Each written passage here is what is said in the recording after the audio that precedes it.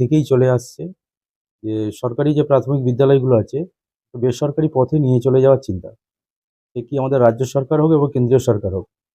কেন্দ্রীয় যে শিক্ষানীতি যেটা বেরিয়েছে সেখানে অলরেডি দেখতে পাচ্ছি আমরা যে পুরো শিক্ষাটাকে বেসরকারি পর্যায়ে নিয়ে চলে যাওয়ার চেষ্টা চলছে এবং এর বিরুদ্ধেই আমাদের আন্দোলন চলছে এবং আমরাও চাচ্ছি যে এই বেসরকারি পথে যে নিয়ে যাওয়া সেটাকে আমাদের বন্ধ করতে হবে এবং দিকে দিকে যে বেসরকারি বিদ্যালয়গুলো গড়ে উঠছে প্রাইমারি সেকশনের সেইগুলোকে আমাদের বন্ধ করতে হবে।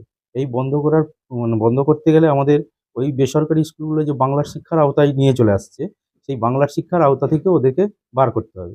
কারণ বাংলার শিক্ষার মধ্যে ঢুকে যাওয়া মানেই সেইগুলো ছাত্রছাত্রীদের ক্ষেত্রে একটা প্লাস পয়েন্ট যে আমি সরকারি বিদ্যালয়ে গেলেও আমার বাংলার শিক্ষা এন্ট্রি হচ্ছে, বেসরকারি বিদ্যালয়ে গিয়েও বাংলার শিক্ষা এন্ট্রি হচ্ছে।